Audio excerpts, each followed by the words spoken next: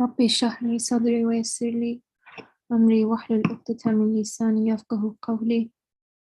اللهم علمنا ما ينفعنا وانفعنا بما علمتنا وزدنا علما. لا حول ولا قوة إلا بالله العلي العظيم. وصلى اللهم على محمد وعلى آله وأصحابه وسلم. Alhamdulillahi Rabbil Alameen. Ameen. Assalamu alaikum, everyone. Today, inshallah, we will be continuing from the addendum to the 27th word. And as a reminder, to put it into context, the 27th word was about independent judgments of the law, or ijtihad. And the author walked us through 6 obstacles that are present in engaging in ijtihad at the present moment, outlining the ways in which the time that we live in makes it more dangerous, more problematic, more threatening to the fundamentals of the deen to open that door, or enter through that door, rather. Now, having discussed that, we're continuing on the addendum to it, which is on the companions of the Prophet, alayhi salatu wasalam. And last week, and perhaps the week before that, we talked about how the way in which, Nursi here is outlining the differentiation between the level or the station of the companions and how elevated that is in comparison to, sainthood or any other sort of exalted level.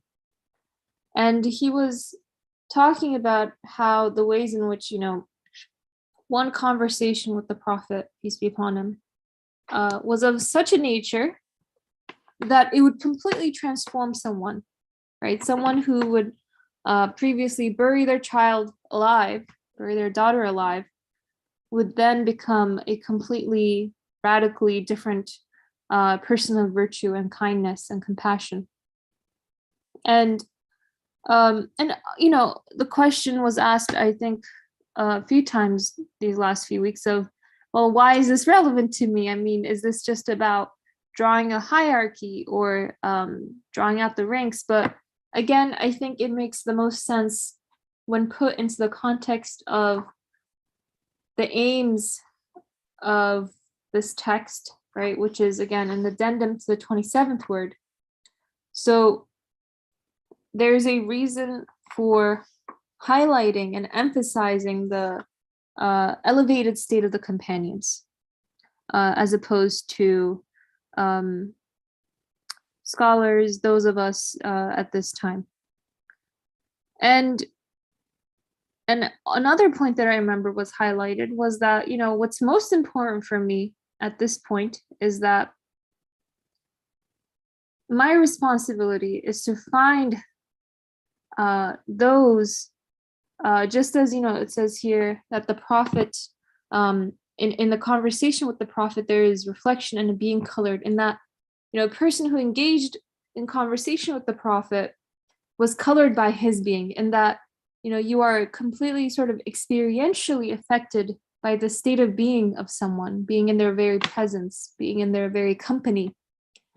And I guess it is my responsibility at my time, at my age, to seek out those who can exemplify a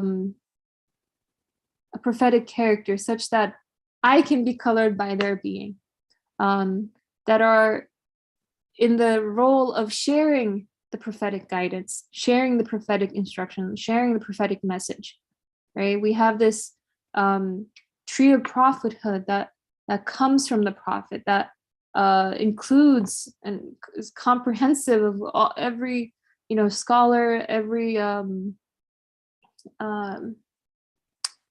figure that has sort of carried on his message to us in this day. And that's also part of what we're trying to understand in reading this text as well, and reading these books, as well as a tafsir to the Quran. So inshallah, I'm going to continue with the second reason he outlines in regard to the wisdom behind not being able to reach the virtue of the companions. And again, why this is important for me, perhaps keeping in mind the context of ijtihad as well.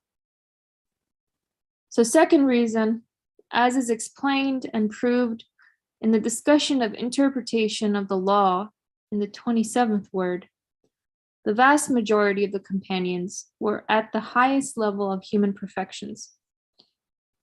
For at that time, in the mighty revolution of Islam, good and truth appeared in all their beauty, and evil and falsehood in all their ugliness, and they were felt physically. Such a difference was apparent between good and evil, and such a distance opened up between truth and falsehood that they drew as distant from one another as belief is from unbelief, and even hell is from paradise. The companions who by nature possessed elevated emotions were captivated by the highest morality and inclined towards dignity and virtue, would not voluntarily stretch out their hands to evil and falsehood, and so fall to the level of Musaylima the liar and his ridiculous utterances. For he was the herald of falsehood, evil, and lies, and their embodiment. Their characters demanded that they look to the rank of the perfections, those of God's beloved, peace be upon him, at the highest of the high, who was the herald and embodiment of truthfulness, good, and right, and that they hastened in that way with all their strength and endeavor.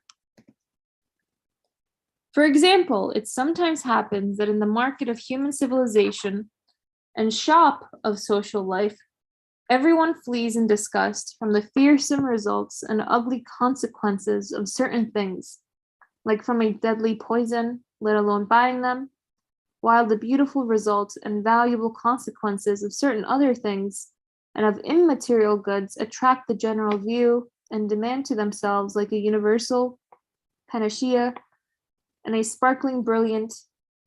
Everyone tries their utmost to buy them. In just the same way, in the era of bliss, in the market of human social life, since goods like lying, evil, and unbelief gave rise to results like everlasting misery and base buffoons like Musaylim the liar, it is clear and certain that the companions who were captivated by elevated characteristics and love of exalted things would flee from them with loathing as from fatal poison. And of a necessity, the companions with their pure natures and praiseworthy characteristics would, with all their strength, emotions, and faculties, be desirous of and customers for truth, truthfulness, and belief, which yielded results like eternal happiness and luminous fruits like God's noble messenger, peace be upon him, as though for the most effective panacea and precious diamond. However, after that time, the distance between truthfulness and lying has gradually and by degrees diminished until they have become shoulder to shoulder. Having begun to be sold together in the same shop, social morality has become corrupted. The propaganda of politics has caused greater demand for lying. At a time when the awesome ugliness of lying has begun to be concealed and the attaining beauty of truthfulness has begun not to be apparent, who can attain to the strength, constancy, and taqwa of the companions in the matters of justice, truthfulness, exaltedness, and right, or surpass their level?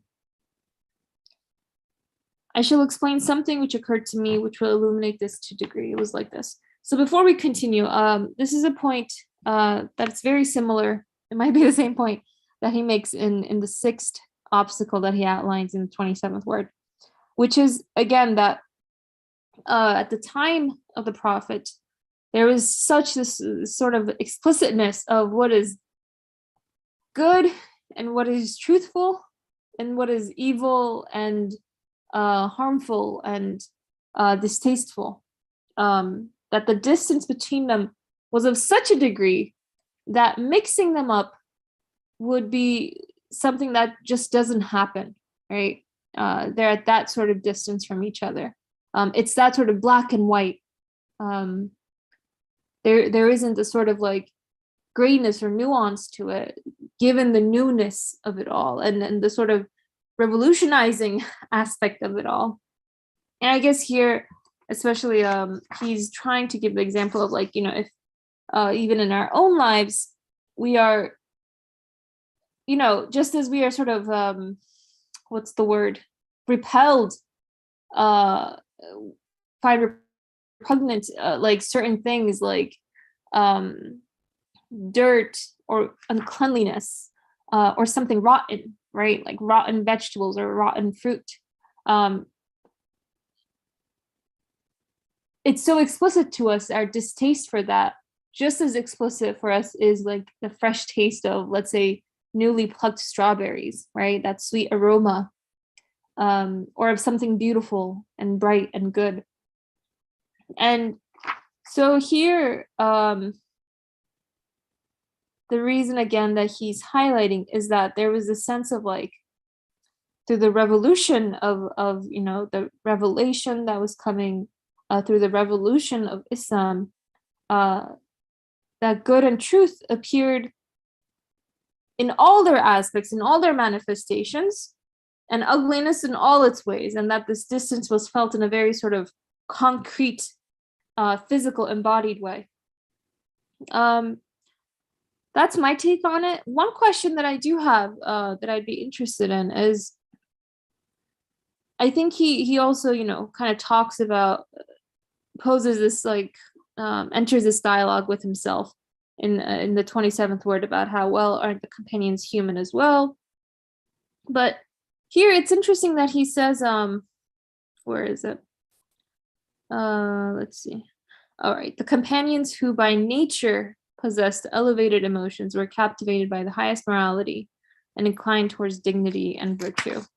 And I think on the second page, it's as well, it says the companions with a pure nature, with their pure natures and praiseworthy characteristics. So my question, I guess, is when he's talking about the sort of pure nature or nature possessed by elevated emotions, is it by virtue of the fact that, even though we should approach revelation, and inshallah, we try to approach a revelation as though coming to us in real time, right? That the companions kind of didn't have to exert any sense of super consciousness to experience that. I mean, it was coming in real time within their actual spatial, temporal context, and that, their society as a whole was being actively, presently revolutionized by that. So, in that sort of state, in that sort of experience, you become all the more open to it, I suppose. But I don't know. I'm curious if anyone else has any thoughts about how I should make sense of what it means by, the companions by nature being pure or elevated in emotion. I mean, I for me, it wouldn't, I don't know if it would be right to say that there's something intrinsic going on rather than something that was sort of necessarily going to happen to them and their characters by virtue of their sort of direct experience of revelation and the Prophet himself. Brother Yusuf, please go ahead. Can you take back to the previous page for the word that you highlighted? Sure. I mean, it's also here as well with their pure natures. Natures, and this one. And then the other one was elevated emotion. Where was it? The companions who by nature possessed elevated emotions by the highest morality, inclined towards dignity and virtue. So that reminds me of like in our, let's say, since I studied college in Turkey and like did further studies in the States and in different universities, what I'm observing is there is a culture of research in United States, and in certain schools, this culture is even much more, let's say, advanced. That when I was doing research in another university or even in another country, I was just putting so much effort to just scratch the surface. But when I get into, let's say, States and go to an Ivy League university to do research in there, once I step into the environment, things change so rapidly, and I just get immersed in that environment, and doing research in that environment becomes like a second nature. Let me use that word, who by nature. So in there, it becomes a second nature really quick. It's not as if I am forcing myself or pretending anymore. So it takes some time to get adapted to this new environment. But I'm imagining if I were to, let's say, stay in Turkey, would I ever be able to reach in however many years to the level of comfort of doing research that I reached in the States in, let's say, 2 years or 3 years? So staying in that environment, it became my second nature. But if I was in, let's say, far away from that and just trying to emulate what people in here are doing without getting into the environment itself and the environment becoming like all around me, it would be so much, how would I say, artificial. So a different example for that is, let's say I'm raised up in a rural environment in which you just have a single spoon, not even a fork. When you sit to the food, you only have a spoon, you eat everything with spoon.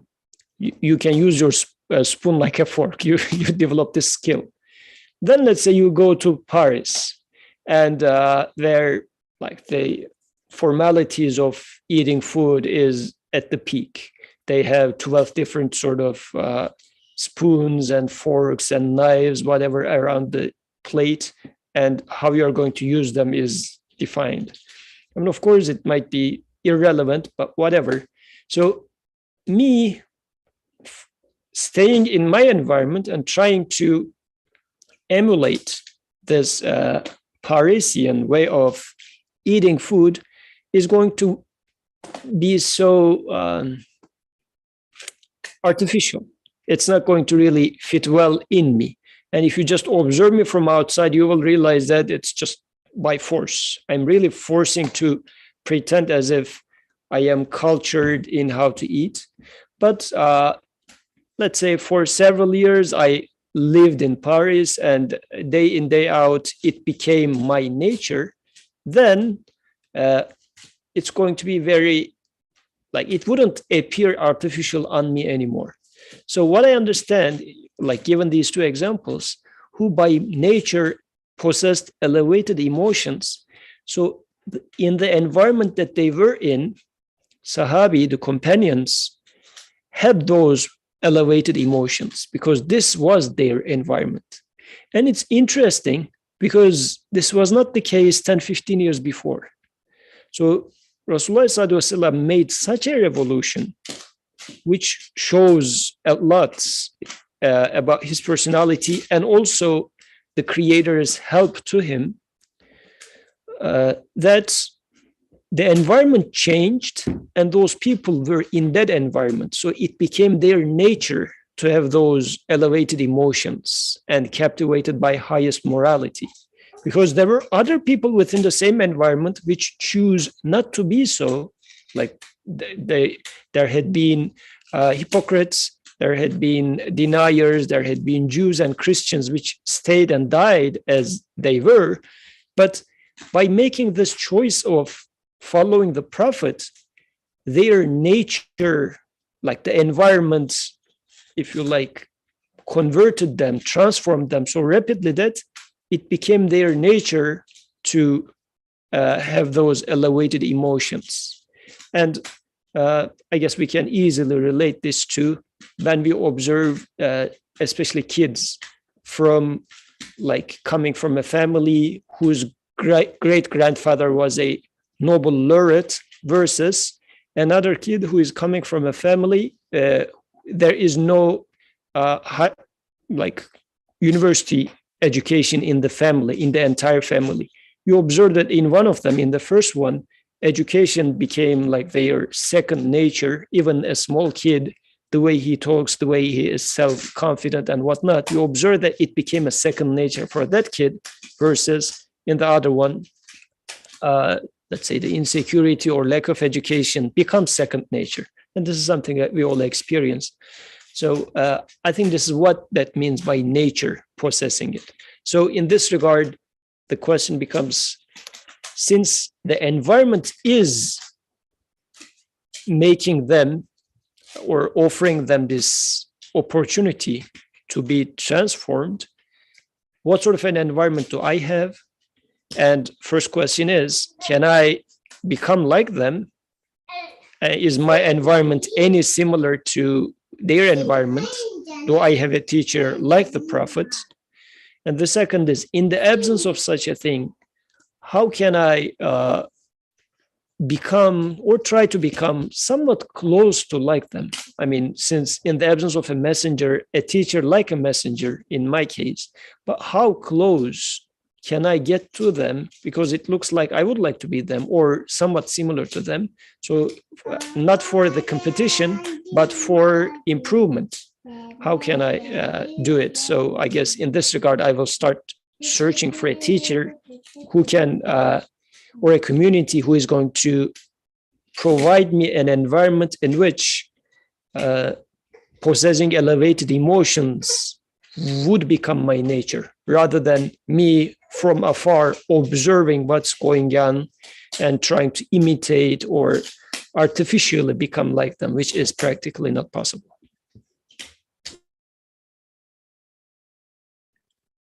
Jazakallah khair. Thank you. Yeah, that's helpful.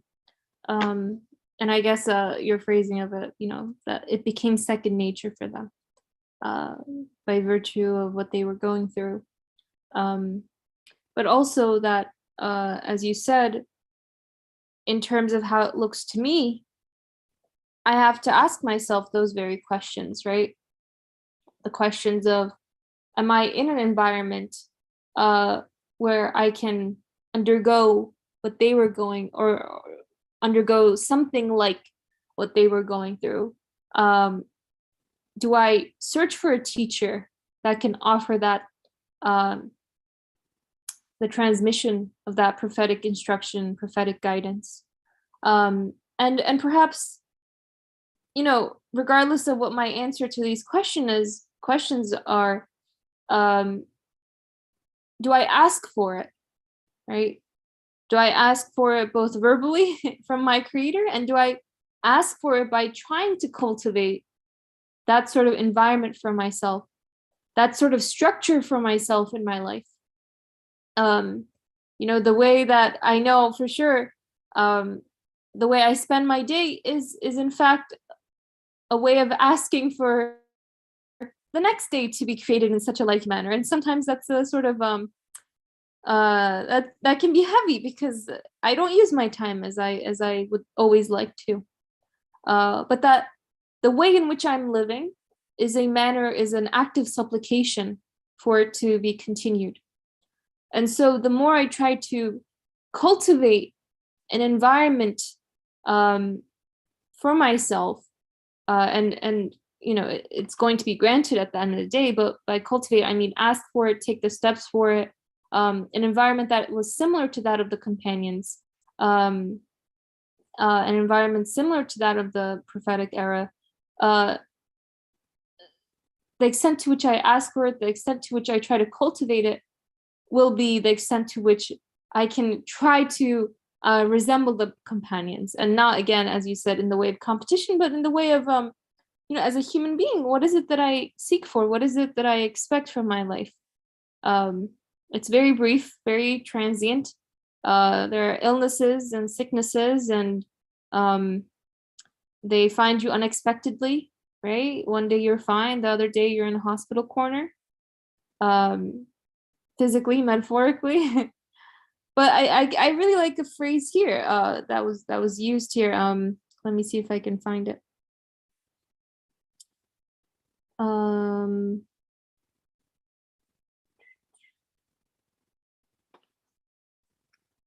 Where is it? Let me just. It's okay. So it says here, the companions with their pure natures and praiseworthy characters with all their strength, emotions, and faculties, be desirous of and be customers for truth, truthfulness, and belief. I really like that, that they were customers for truth and truthfulness, right? That, in our lives, in my life, I'm a consumer of many things. I'm a consumer and customer for food.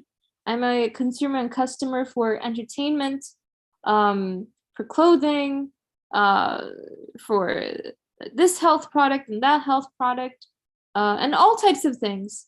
But am I a customer? Am I a customer? Am I a seeking consumer? Let's say consumer might not be the best word in this context, but let's say customer. Am I a seeker of that truth, of that truthfulness and belief? Do I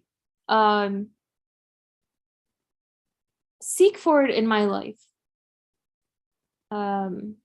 Is, I think, the question here.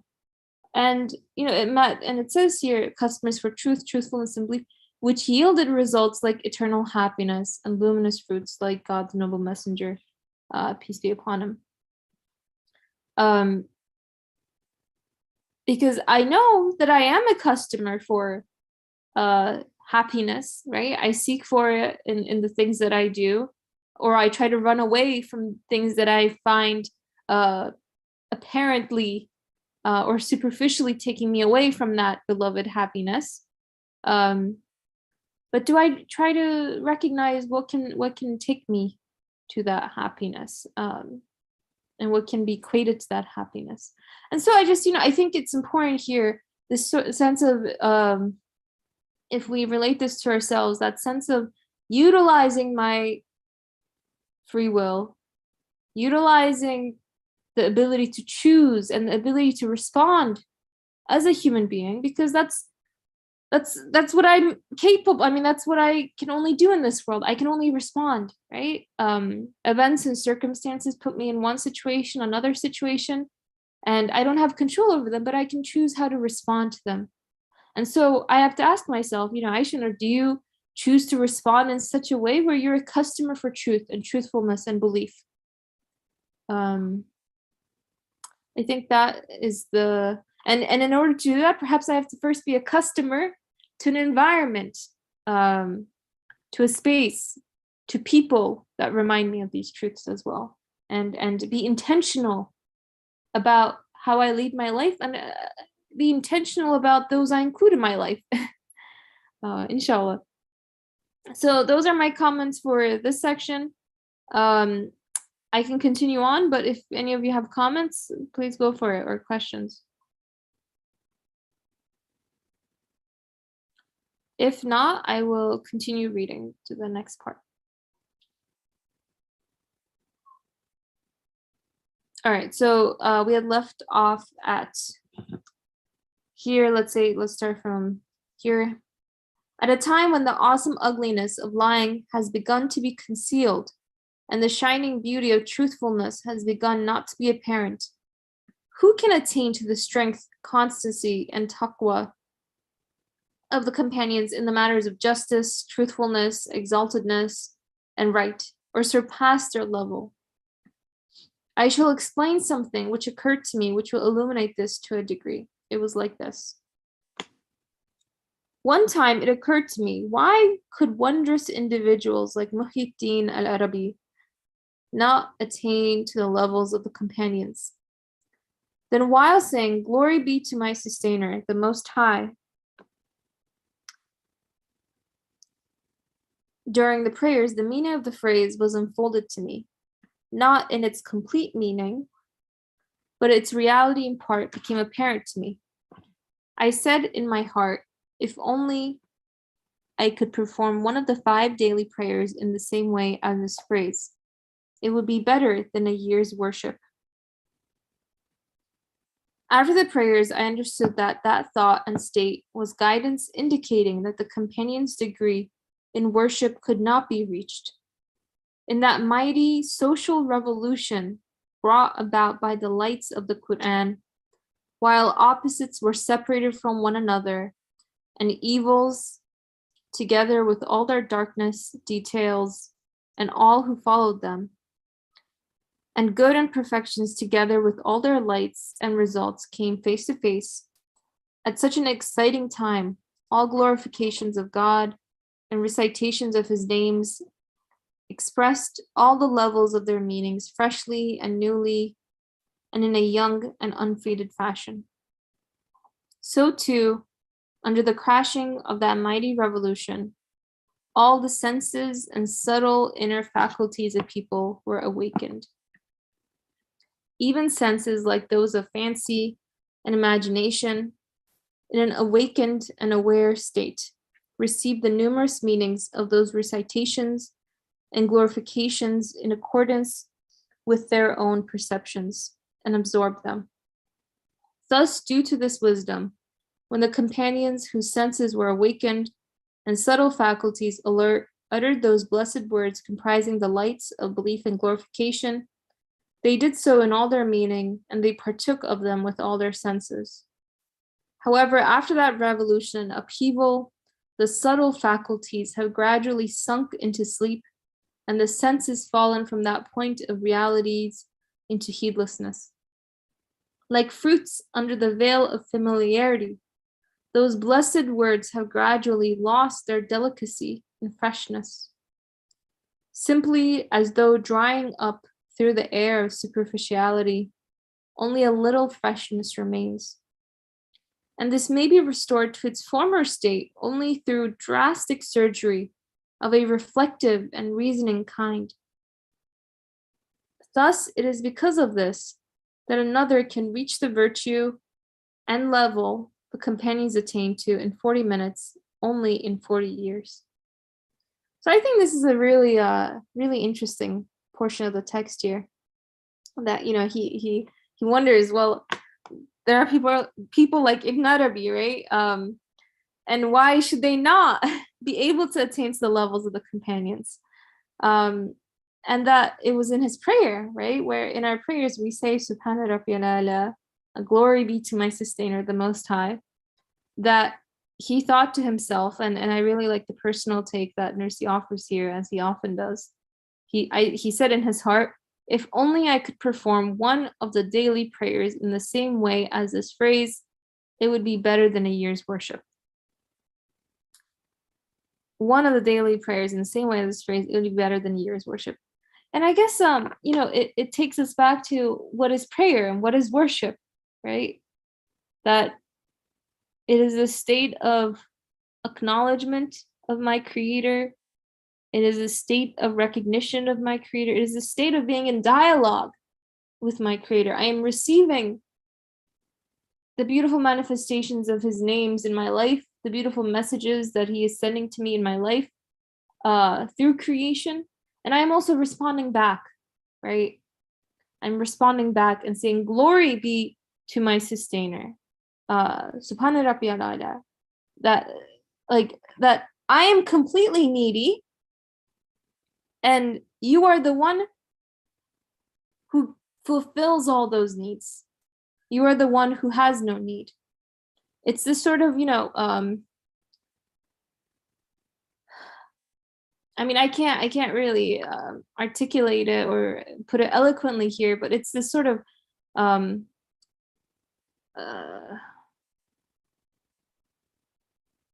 full, I guess, making explicit where I am in my state as a created being and where he is as the creator, as the one who is not of the nature of anything in this universe, who is absolute. I am absolutely needy, and he's the absolute one without any need. And that in that prayer, I not only recognize the sustenance that I'm receiving, the nourishment, the education that I'm receiving, but that, in all of my sort of, let's say, ontological, or just like in terms of my existence, I am so poor, so weak, so needy, right? If a person frowns at me on the street, it ruins my day. How needy is that, right? That even complete strangers, I am dependent on this sense of of I want like happiness and blissfulness, and I want it in all facets of my life. I want it in the way my family members speak to me. I want it in the way I interact with anyone in the world. And, that's just in terms of like emotional needs. And then there are physical needs and spiritual needs and just all of them encompassing human needs, right? That I'm so needy. And in that neediness, in a way, like I recognize how lowly I am. And in that state, I'm able to say he is the most high, that he is the one who sustains all of this. But I guess, going back to the text here a little bit, that, in my prayers, I mean, may God forgive me, I don't think about all of this, right? It's become this sense, and I guess Nursi is highlighting that as well, that in one state as well, that prayer or worship requires that sort of consciousness. It requires that sort of mindset and that awareness, right? But oftentimes, and as he used the term here, through the veil of familiarity, right? Through the veil, I like that as well, through the veil of familiarity, that these beautiful truths, that these, like eternally gratifying, eternally happiness bringing, let's say, truths in my life, that this phrase, glory be to my sustainer, the most high, represents this sort of amazing truth in my life. And yet I kind of hurry through it. I sing it because I have places to be, I have things to do. And I'm not able to give it its due. And I guess what he's trying to highlight here, and I'm sharing from my own perspective a little bit, because in terms of like what I experienced in my life, but what he's highlighting here as well is that I guess just recognizing that phrase and how he's using it perhaps in his prayer, that in general, the sort of the fruits of this prophetic message, right? The truths of revelation, they are here in our hands, but at the same time have, as he said, maybe perhaps lost their delicacy and freshness. By no fault of theirs, but by just our sense of perhaps heedlessness, my sense of becoming accustomed to it. And that the companions, I guess, again, being in that state, in that environment when they are completely being revolutionized, right? And I think that's what he also mentioned here. Somewhere here, when under that crashing of that mighty revolution, all the senses and subtle inner faculties of people were awakened. Even senses like those of fancy and imagination, and that all the numerous meanings of those recitations and glorifications were absorbed. And I guess like in my life, I seek freshness in things, right? I seek, let's say, I go for the organic fruits rather than something else, or the organic, I don't know, eggs rather than normal. I'm seeking something there. But do I sort of seek for this sort of organic understanding, organic freshness to my belief, to the things I repeat or say in states like prayer and worship? Brother Yusuf, please go ahead.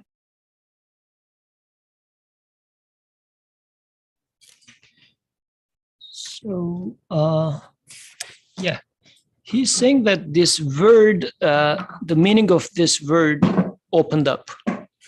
So it is interesting because we know the meaning of that word translation-wise. So it looks like author, for us, meaning is a thing of intellect. Or I understood, we say. It's an act of intellectual thinking. But apparently the author, as he mentions different faculties of human to the extent of fancy and imagination, and saying that these are also going to receive meanings from those words, or you can expand it, they are going to receive meanings from verses. So it's not only that I'm going to listen to the Quran. And when I am expressing those in my prayer, it's not only some understanding does not only mean an intellectual act. It's with all my faculties. And now I am thinking about what are the faculties that are at most used nowadays in this day and age. What is being highlighted most, and using of which is going to make me better within the society. So intellect is one, maybe being greedy is another one, opportunistic is another one, or for sure, lust. This is, everybody is running after that. By nature, I have it, and I am using it blindly. Like, I'm not using it, like it is awake, but awake in the sense of for the sake of myself. Like this desire for food, desire for the opposite gender, these sort of desires, for instance. Yeah, these are super awake in this day and age, but in which direction? It is to glorify myself, not to glorify my creator. But now the author is talking about an environment in which all human faculties are awake, and they're awake to hear their creator, or to have a conversation with their Lord, their sustainer, their provider. And when, let's say the examples he gave, my fancy or wahm, like wahm is what if, this feeling of what if. So when my feeling of what if hears a verse, and when my feeling of imagination, like imagination, how do I use it nowadays? I am imagining myself to be buying the house, or getting on this Tesla, or I don't know, getting this title. So I'm imagining myself to be like everybody's applauding me and thinking high of me and whatever. This is how I'm utilizing my imagination. And then I laugh at myself and say, get your senses. This is your reality. You're just this miserable man, and accept it. But what is the good use of that imagination? What is it given to me for? And the one who gave me the imagination is now talking to me. So what is my imagination going to take from that verse? And again, not making this artificially, but the environment was so awake that, if you like, unintentionally, you find yourself to be in that environment. But of course, you need to put your choice to be in that group, because as discussed before, unbelievers were in the same community or same environment, not community, but same environment, but they choose not to be part of this revolution. So they made this small, apparently small choice, but it must have been so hard of a choice that some people, although being in the same environment, chose not to go in that direction. So while those Sahabi was there, with all those feelings being awake, then when they say Subhana Rabbiyal A'la, it means a lot to their intellect, but also means a lot to their imagination, to their fancy, to their desires. All those things are going to. So the word Rabb, sustainer, provider, means a different thing for all those different aspects. So when they say, oh, my Rabb is, glory be to him, he is free from any defect, for my fancy, defect means, sustainer, but you never know what he's going to put. You should always check your back. This is what we would fancy, right? So when my fancy hears this, says, no, Subhana Rabbiyal A'la, there is no such surprise making and random provider. Whatever he does, I am safe. My imagination, because my imagination also has a Rabb, so it's going to understand something different from that. My intellect has many different definitions for Rabb. So all these are then going to take a lesson from that. Unlike me today, even when I am trying to talk about these, I'm trying to intellectually understand or what is my imagination, and how would my imagination say Subhana Rabbi al-A'la? Because I have never experienced how imagination is going to be used for worshiping. Have you ever thought about how, or see, I'm still asking, thought about, have you ever experienced how to prostrate with your imagination? Because I can, to a certain extent, understand what it means to prostrate with my intellect, prostrate with my body. How about prostrating with my imagination? How would it be a worshiper?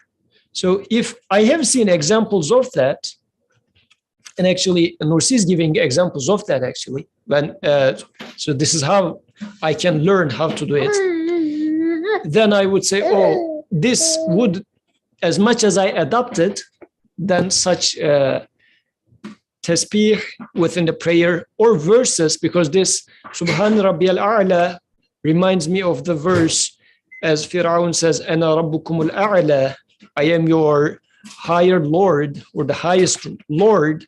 So, which makes me question, what is Rabbi, my Rabbi al-A'la, higher Lord of me? Whom do I consider high Lord for myself? Because there will always be those Fir'auns out there, which might be myself, my ego might be a Fir'aun, or like society, many figures within society, or maybe certain social constructs I take as Rabbi al-A'la. Who is my Rabbi al-A'la? And is my Rabb al-A'la, the highest Lord, sustainer, provider, is free from defects? Or what I consider as Rabb have a lot of issues, and I need to turn my face away from those Rabbs and find a Rabb, converge to the only Rabb that is the highest, who is free from any defect, and all glory be to him. So I guess as those different feelings in me starts waking up, then I would start understanding how Sahaba was, and this is what Nursi must be experiencing here, because otherwise, how would you know? Just imagine how Nursi must have felt. Because what would make you say that, oh, if only I was able to have an entire prayer like that, it would be better than 1 year of prayer. So it must be that for that person, he is for the first time realizing something in his being, I would not say body, but in his being, and he would say, oh, I have lived a life which just passed away for no good. Like sometimes, let's assume you are eating, actually, it's a good example. Like in Philadelphia, you eat baklava and you like it. Then one day you go to Turkey and Gaziantep and you eat one piece of baklava. Imagine you have been eating 1 kilo of baklava every day in Philadelphia. Then somehow one day you go to Gaziantep in Turkey and they give you only a single piece of baklava. And your eyes would open like huge, and you would say, ooh, that single piece of baklava is worthy of 100 kilos of baklava I have been eating so far. I didn't notice that I had such taste buds in my tongue. I didn't that such a thing was possible. I think this is what, like this taste buds gets awakened once you eat that single piece of baklava. So, I mean, it's funny that I am giving such an example because that much worldly, if you like, my set of feelings are, and the rest are so still sleepy, not awakened. But I think this is what author in here might be alluding to.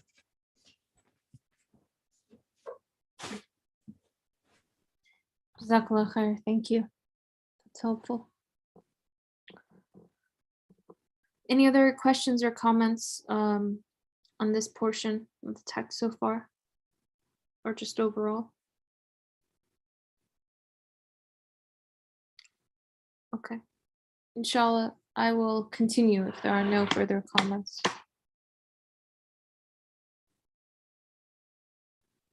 The third reason, as is proved in the 12th, 24th, and 25th words, The comparison of prophethood and sainthood is that of the sun itself and the sun's image as it appears in mirrors. Thus, however much higher the sphere of prophethood is than that of sainthood, the servants of the sphere of prophethood and the companions, the stars of that sun, have to be superior to the righteous in the sphere of sainthood to the same degree. The legacy of prophethood and veracity, which is the supreme sainthood, is the sainthood of the companions. Even if a saint attains to this, he still cannot reach the level of the companions, the first rank. We shall explain 3 out of the numerous aspects of this third reason. So just very briefly, he's, again, just to repeat the text, perhaps he's drawing a comparison of prophethood like that being of the sun, and sainthood being like that of sun's reflection in the mirror, right? No matter how excellently pristine that mirror is, and the more pristine it is, the more of that light it will reflect, or the sun's image it will truly show. It is at the end of the day not the sun. It's something completely different, I guess.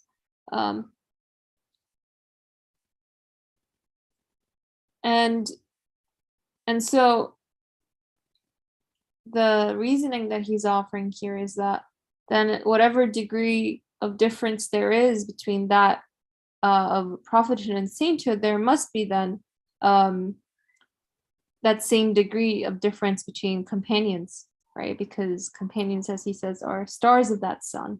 It's of like a completely different nature again. Yeah, inshallah, let's continue with the first aspect.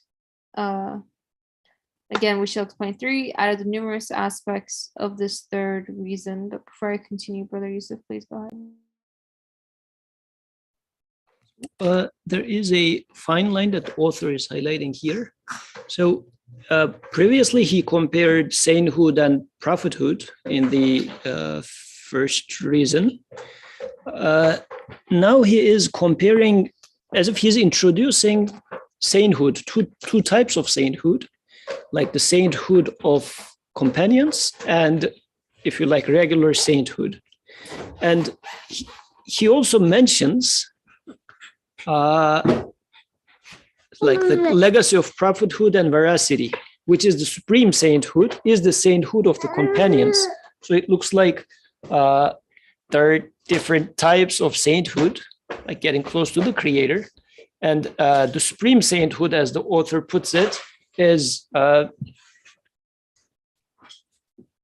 representing the legacy of the messenger, which I think is demonstrating abdness to the utmost degree and delivering the message, like both being an abd and a rasul. So after the prophet carrying this legacy, says if a saint attains to this, so apparently being on the footprints of the messenger,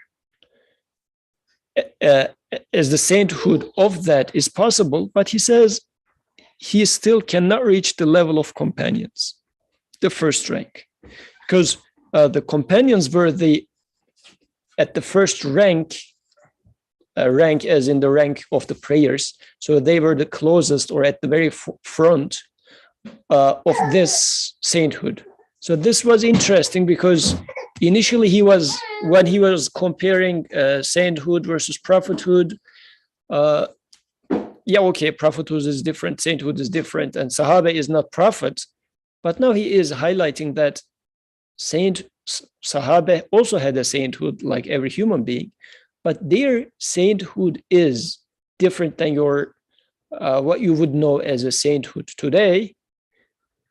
One finer print, repetition. Today, still you can follow the footprints of Sahaba, meaning attain their type of sainthood, but still you will not be reaching them. And then he's going to explain the reasons for that, why you cannot, even if you follow the sainthood of the messenger, still you cannot be like them. Just wanted to highlight this. Thank you. Thank you for making that more clear for us. Jazakallah khair. Okay, so first aspect, the companions cannot be reached in interpretation of the law. That is, in deducing its ordinances. That is, in understanding what pleases Almighty God from His word.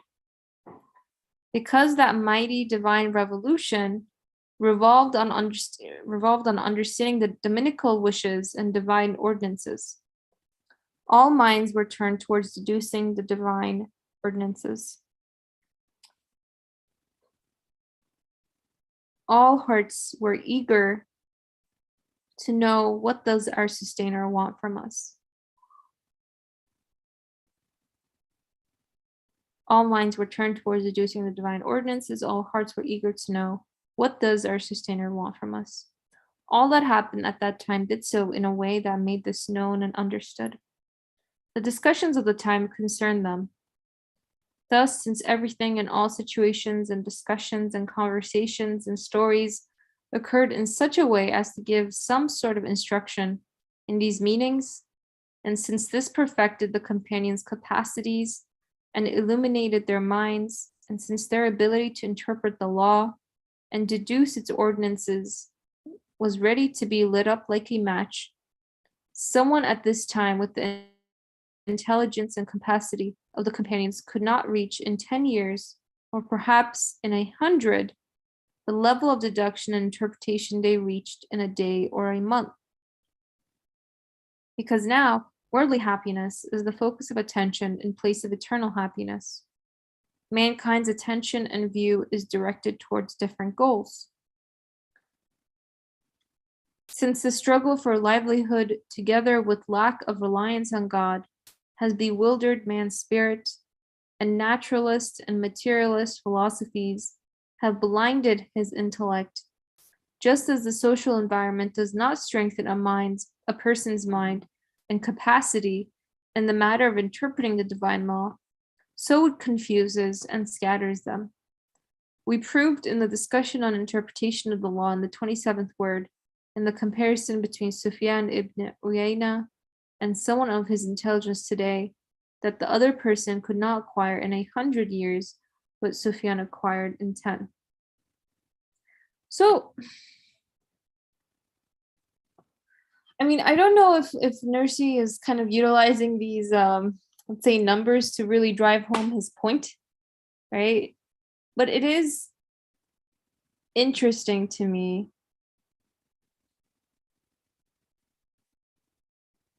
why exactly it is that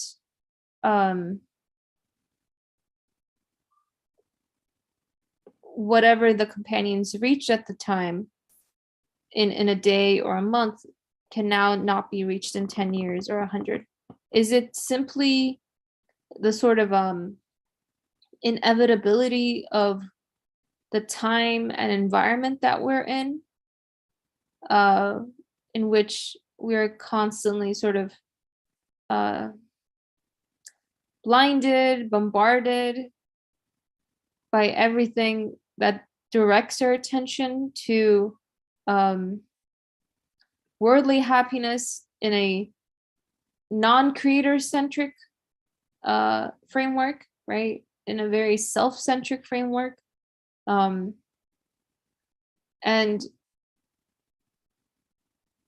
that self-centric framework just kind of flooding all aspects of our lives, from, since we're children, from the ideologies and thought systems that we're exposed to, from elementary to high school to college and so on.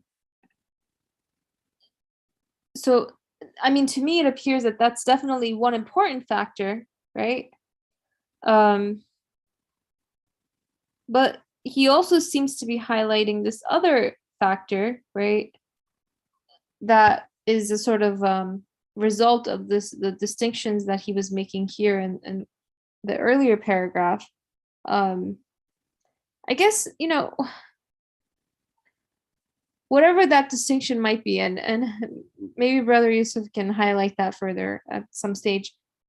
What I'm eager to know and to take from this is, as he writes, all hearts were eager to know, what does our sustainer want from us? Like, is that a question I ask myself? I think that's how it becomes significant for me, right? Do I ask that? With what zeal do I pursue that question in my life? What does my sustainer want from me? In my day-to-day, in my minute, in everything that I do, I guess. Those are some of my reflections, but yeah, Brother Yusuf, take it away. So the part that you highlighted, all hearts were eager. What is my heart eager? Because like heart is something that I am deeply aspiring for. Like it is really, if you just dig deeper in me, this is what you are going to find in there. So when I look at the society today, and it's going to give away how I feel inside as well. If you look at the most successful companies, or where people are making most money out of, Google is the most successful company, and it is making money out of advertisement. Twitter is a successful company. It's making money out of people's desire for, first of all, speaking and showing off, wanting to be seen and appreciated. Like there is a heart button, like button, share button, right? And everybody wants to talk, comment. Very few listen, but majority wants to talk. So these are all giving away really what I am deeply aspiring for. I'm looking for a fame, want to be appreciated, want to be famous, want to like spend a lot. These are what our hearts are eagerly willing to do. And once this is the case, I am very receptive for opportunities for that. But if my heart was eager, like deep inside, eagerly looking, because when you are eager, you are looking for opportunity. What does my sustainer want from us?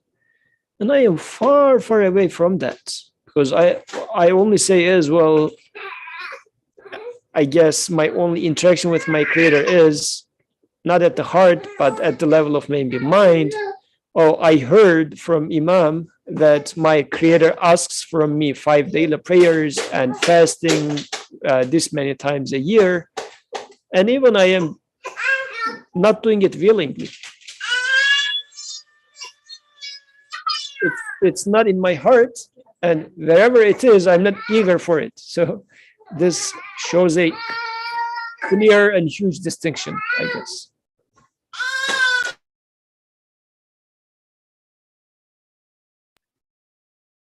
Yeah, I think I think that's right, and I think that's something that we can only kind of take upon being honest with ourselves and taking the time to reflect on our own hearts and state of beings, inshallah. Let me pause for a moment. And I think, here he says it again, mankind's like my attention, my view is directed towards different goals. And I see this sort of overarching point or theme that's being emphasized through this addendum, right? Which is like, when I look to myself, what am I a customer for? What do I try to cultivate in my life? Is my heart eager to know what my sustainer wants from me? Like, these are all questions that I need to ask myself. I can sort of, be thankful for the existence of the companions or exalt them and praise them. And there is a need for that as well, given the very important duty and responsibility that they held in sort of being means of ensuring that I receive the prophetic message, right? But at the same time, I guess I also have to ask myself, well, what am I doing in my life to strive towards the prophetic path, to strive towards the path that the companions also took, right, with the prophet, and how do I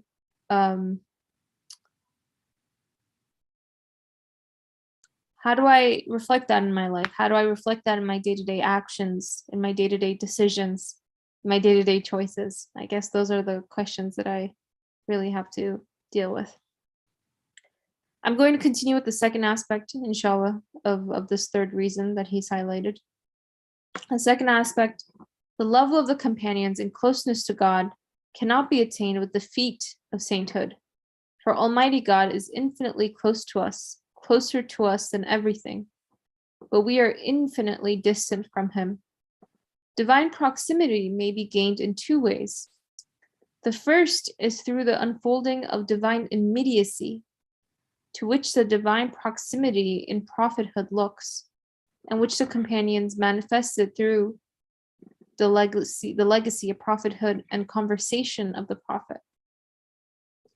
The second way is to traverse the degrees of our distance from God and be honored with divine proximity to an extent. Most of the spiritual voyaging of sainthood is according to this, and illumination through the self and through the outside world proceeds in this way. Thus, the first way is purely given, it is not acquired. It is attraction, the drawing of the most merciful one, and it is being loved by him. The path is short, but very severe, very elevated, very pure, and without shadow. The other is acquired, long, and in shadow. Even if its strange wonders are many, it cannot reach the first in regard to quality and divine proximity. For example, there are two ways of reaching yesterday. The first is not to be subject to the course of time. Through a sacred power, it is to rise above time and see yesterday as present like today. The second is to traverse the distance of a year, to travel and turn and come to yesterday. But still, yesterday cannot be held. It leaves the person and departs. In just the same way, there are two ways of passing from the apparent to reality. The first is to be carried away directly on the attraction of reality, and without entering the intermediate realm of the Sufi way, to find reality within the apparent itself. The second is to pass through many levels through spiritual journeying. For sure, the saints are successful in annihilating the soul and kill the evil commanding soul, but they still cannot reach the companions, because since the companion souls had been purified and cleansed through the many faculties within the soul, they manifested to a greater degree the varieties of worship and thanks and praise. After the soul has been annihilated, the worship of the saints acquires simpleness and plainness. So this paragraph is one of those times when I feel like in reading Nursi's writing, we need to draw like a flow chart of some sort, just to kind of organize it a little bit or to make it a visual. But, just some brief thoughts from what I get from this is that, I guess here, traversing the degrees of our distance from God and be honored. I think being honored with divine proximity is one thing, right? And then, in any sense, I think even if one approaches divine proximity, it's always a matter of being honored. It's always a matter of being granted it. And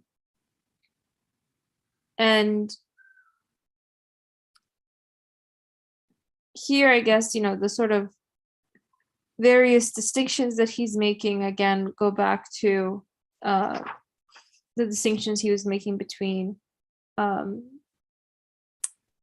guess, the two forms of sainthood, as Brother Yusuf was saying, but also of how, I guess, the level of the companions is that which was just given and granted, and as he said, is purely given. It's not acquired. It's not something that you can necessarily walk towards.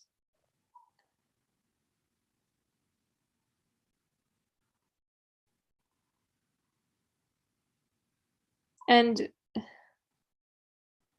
where was it? Was it here when it said the two ways of divine proximity, that the first of which the companions are part of, that they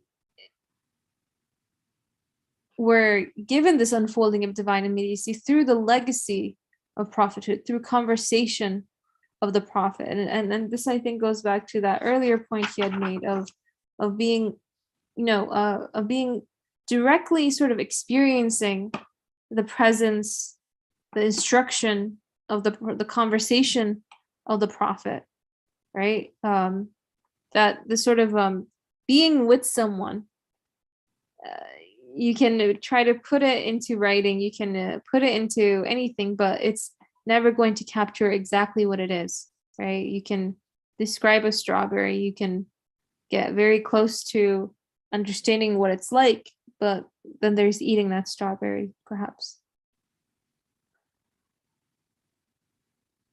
I guess, again, in terms of the ways that it looks to me, I don't think it's a matter of asking the question, why am I not one of the companions, right? Because that question itself sort of tells you why.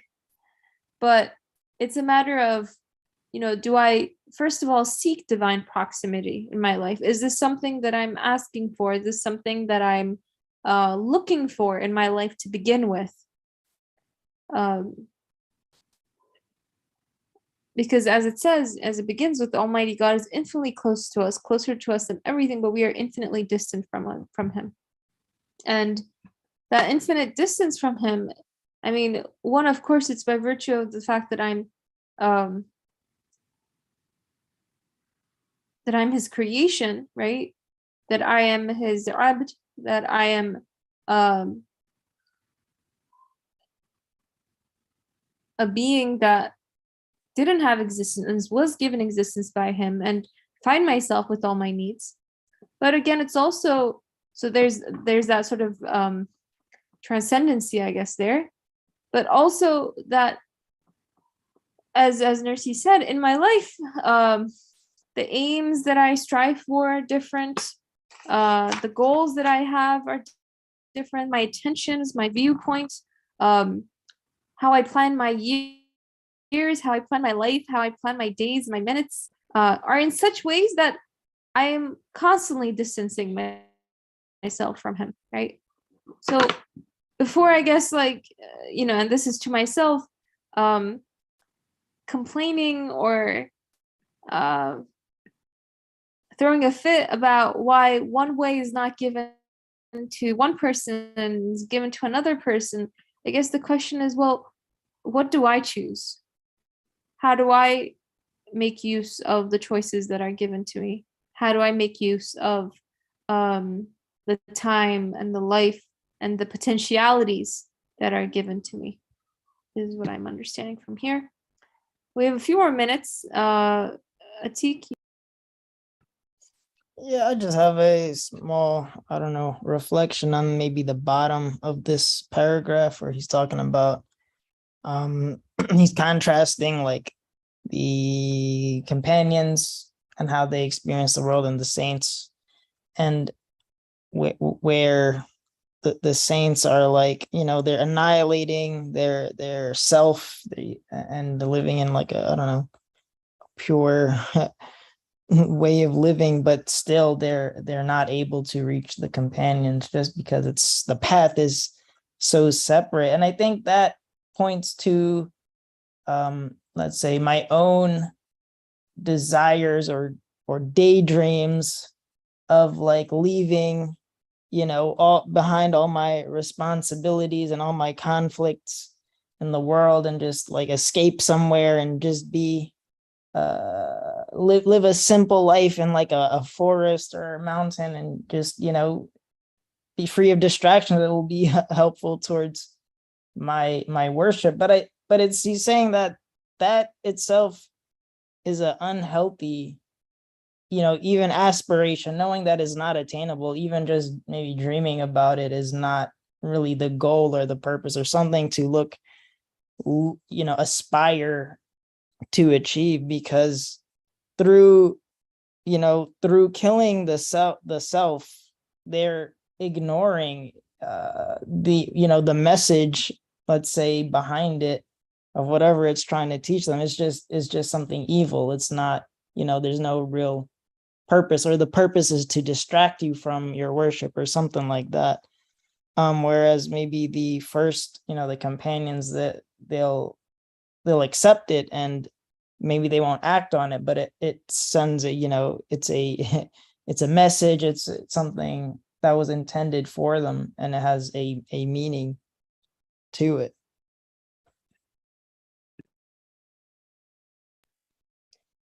Jazakallah khair. Thank you for sharing those thoughts with us. Any other last final thoughts or comments, questions for today?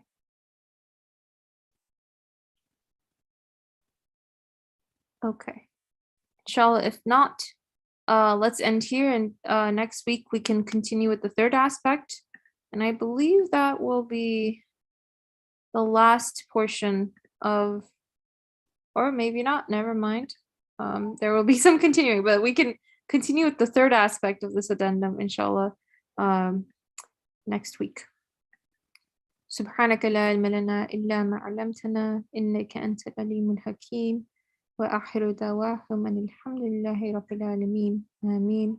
جزاك الله